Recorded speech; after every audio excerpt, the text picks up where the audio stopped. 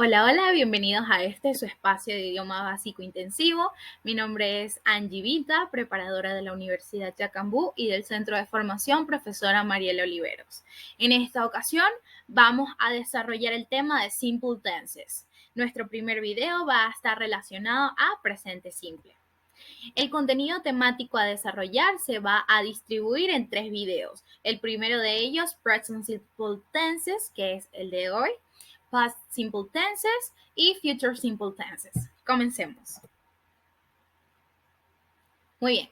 Antes de comenzar a adentrarnos en lo que es el presente simple o las oraciones en presente simple, debemos hacer una especie de repaso.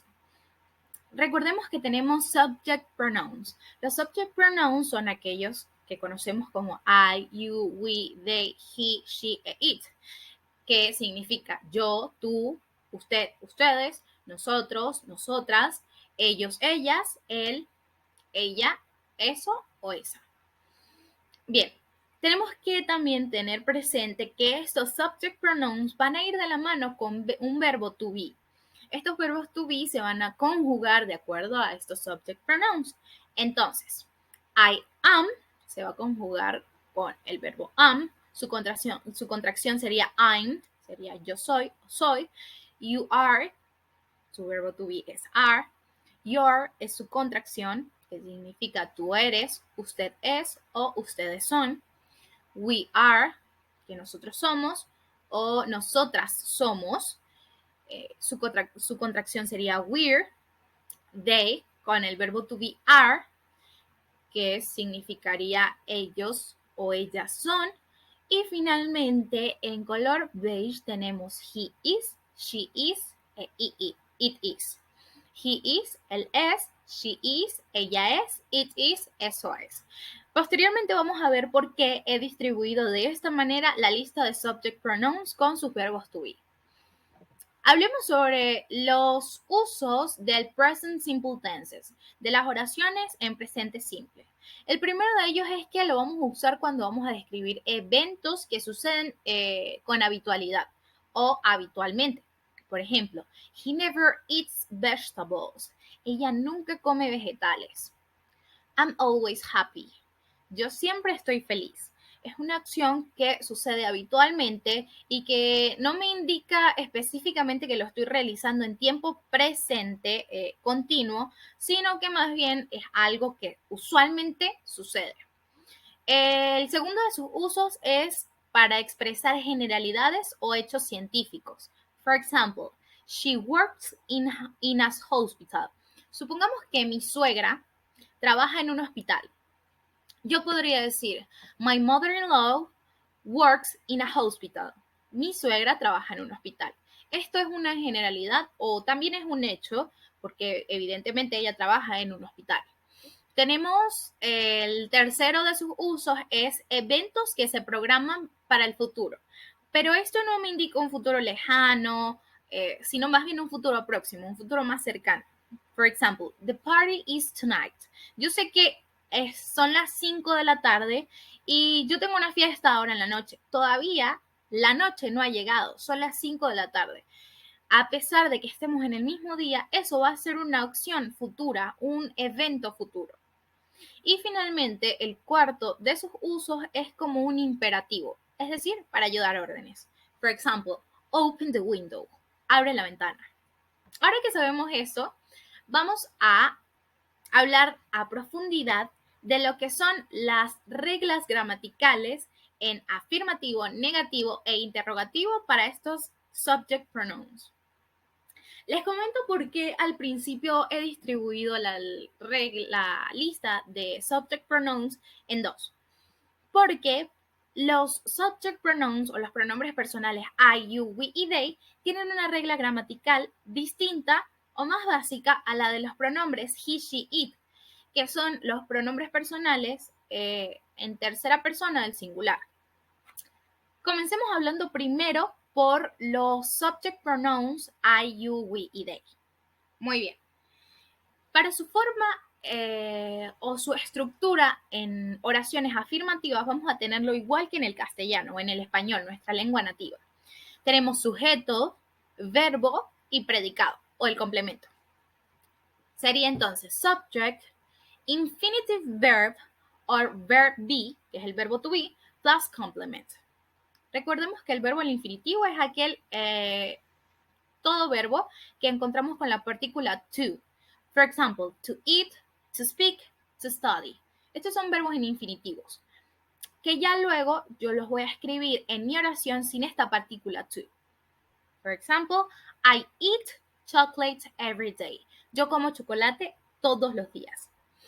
You speak French. Tú hablas francés. El speak es un verbo en infinitivo al cual yo le quité simplemente la partícula to para utilizarlo como un verbo y ya está, en presente simple. Tenemos we are footballers. Ya no estamos utilizando en este caso un verbo en infinitivo, sino que estamos utilizando el verbo to be, que tiene un significado propio, que es ser o estar. Y posteriormente tenemos they study English. Ellos estudian inglés. Nuestro verbo en infinitivo va a ser study. Seguidamente tenemos las grammatical rules for negative sentences. Tenemos las reglas gramaticales para las oraciones en presente simple que vienen siendo negativas. Esta regla va a formarse con el auxiliar to do o bien el verbo to be junto con la partícula not, porque es para negar, básicamente. Entonces, nuestra estructura va a ser subject, auxiliary or verb be, plus not, infinitive, and complement. For example, I do not eat chocolate every day. Recordemos que estamos utilizando esta partícula do, es como una ayuda o de forma concreta, un auxiliar para este verbo en infinitivo, para yo indicar que esta oración me la está negando y está en presente simple. Ya posteriormente vamos a ver que este auxiliar va a cambiar dependiendo del tiempo verbal en el que estemos hablando. El segundo de mis ejemplos va a ser you do not speak French. Tenemos una contracción que para yo no sonar tan robotizado, utilizaremos el don't, que es una contracción del do not. You don't speak French. We are not footballers. Nosotros no somos futbolistas. O we aren't footballers. No somos futbolistas. Entonces, aquí no estamos utilizando un auxiliar y por lo tanto no estamos utilizando tampoco un verbo en infinitivo. ¿Ok? Ya que tenemos nuestro verbo to be, que es are. Recordemos, I am, you, we y they va con el verbo to be are. Finalmente tenemos el ejemplo, they do not study English o they don't study English. La última de estas reglas gramaticales para los sujetos I, you, we y they va a ser la de question sentences. A mí me gusta relacionarla un poco con la estructura gramatical de las oraciones en afirmativas. ¿Por qué? Lo único que yo debo hacer es intercambiar la posición de mi auxiliar o mi verbo to be con mi sujeto o mi subject pronoun. Entonces, vamos a tener la siguiente estructura. Auxiliary or verb be. Subject, infinitive verb, and complement.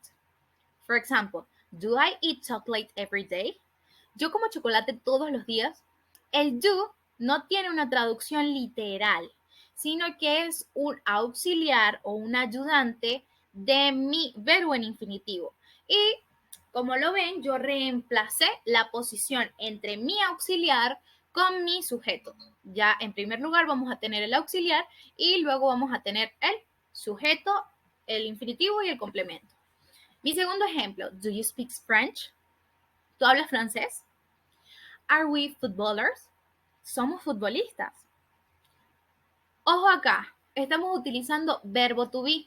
Como estamos utilizando verbo to be, no hay cavidad para el auxiliar y por lo tanto tampoco para un verbo en infinitivo cuando estemos utilizando este verbo, porque ya este tiene su propio significado que es ser o estar. El último de nuestros ejemplos va a ser do they study English? ¿Ellos estudian inglés? ya aprendimos la parte más sencilla. Ahora hablemos sobre los subject pronouns que están ubicados en la tercera persona del singular. Bien, para estos subject pronouns o pronombres personales que son he, she o it, tenemos tres principales reglas para conjugar mi verbo en infinitivo. La primera de ellas es que vamos a añadirle una S al final del verbo en infinitivo. Supónganse que mi verbo en infinitivo es to eat. To run son mis dos verbos en infinitivos para yo realizar una oración. Entonces, ¿qué vamos a tener? Sujeto, verbo y predicado. La única diferencia es que le vamos a añadir una S al final de este verbo en infinitivo. Entonces, he, it, era mi verbo en infinitivo. Como estamos hablando de un pronombre personal en tercera persona del singular, le añadimos la S. Entonces sería, he eats chocolate every day. Es importante que hagamos bastante énfasis en esta pronunciación o en esta pequeña adición que le hicimos al verbo para poder identificar en qué tiempo verbal estamos hablando. Mi segundo ejemplo es she runs in the morning. Mi verbo o en su forma base o infinitivo era run, to run. Y finalmente tenemos it is for painting. Esto es para pintar. Este es más sencillo porque es simplemente una estructura, una oración con un verbo to be y ya. La segunda de nuestras reglas va a ser que cuando mi verbo en infinitivo termine en doble S, SH, CH, X o UO, le vamos a añadir la partícula ES al final de dicho verbo. Va a seguir la misma estructura, sujeto, verbo y predicado o complemento. For example, he watches football on TV. To watch era mi verbo en infinitivo, le añadimos ES, pues este verbo termina en che. Nuestro segundo ejemplo es she kisses passionately. Ella besa apasionadamente. Kiss termina en doble S, le añadimos simplemente una ES al final. It brushes my hair very well. Esto cepilla mi cabello muy bien. Brush o to brush es mi verbo cepillar en infinitivo. Le quitamos la partícula to, como termina en SH, y añadimos ES. Bien, la última de mis reglas gramaticales para oraciones afirmativas con los sujetos he, she o it va a ser la siguiente. Tenemos verbos en infinitivos que terminan en consonante y. Ojo con esto. Consonante, hay muchos estudiantes que se confunden entre cuáles son consonantes y cuáles son vocales, por absurdo que parezca y bastante redundante. Recordemos que aquellas consonantes son las que no son A, E, I, O, U. Entonces, consonante, cualquier letra que no sea una vocal. Entonces, todos los verbos que terminen en consonante Y, vamos a reemplazar esta Y o esta Y por una I latina y le añadimos la partícula ES. ¿Esto qué quiere decir? Que vamos a ver. Si el verbo termina en consonante Y, eliminamos por completo esta Y y le añadimos la partícula IES. Nuestra estructura va a permanecer siendo la misma, sujeto, verbo y predicado o complemento. For example, he carries many flowers. To carry es mi verbo en infinitivo, terminaba en consonante, que es la R, Y. Le quitamos esa Y y le añadimos IES. Second example, she cries in her red days. Ella llora en sus días rojos. Cry termina en R, Y, por lo tanto reemplazamos esta Y por una I y añadimos ES. Finalmente tenemos he envies her way of being. Él envidia su forma de ser. Envy, to envy, significa envidiar. Es mi verbo en infinitivo. Entonces, como termina en V, Y, reemplazamos esta Y por una I y le añadimos una ES. Recordemos que hay verbos que por más que terminen en consonante, por más que terminen en Y, antes de esa Y hay una vocal. For example, play, to play. El verbo en infinitivo to play, pese a que termina en una Y, no le podemos hacer este intercambio o aplicar esta regla gramatical, sino simplemente el verbo to play para los sujetos he, she o it va a añadírsele una S, viniendo a ser he plays every day. Él juega todo el día. Muy bien. Entonces, por no terminar en consonante Y, no le podemos añadir esta partícula IES. Pendiente con eso. Finalmente tenemos las estructuras para indicar oraciones negativas con estos sujetos, he, she o it. Estos se van a formar con el auxiliar does o con el auxiliar to do, que viene siendo para estos sujetos el does, o el verbo to be que le corresponda, que en este caso sería is, más la partícula not. Entonces, tenemos sujeto, auxiliary or verb be plus not, infinitive verb plus complement. For example, he does not eat chocolate every day. O he doesn't eat chocolate every day. Él no come chocolate diariamente. Fíjense, y vuelvo a recalcar, cuando utilizamos el auxiliar, mi verbo debe estar en su forma base o infinitivo. Y además no puedo hacer uso del verbo to be porque el verbo to be no se utiliza con un auxiliar. Ok, segundo ejemplo.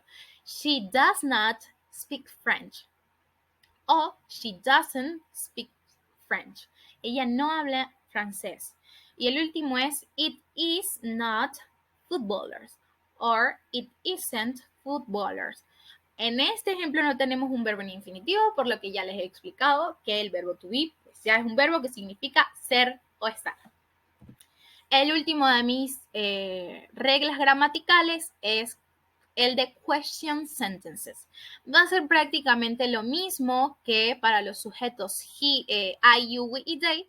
La única diferencia es que mi auxiliar ya no va a ser do, sino va a ser reemplazado por el does. La estructura entonces va a ser auxiliary or verb be, subject, infinitive verb, or complement. For example, does he eat chocolate every day?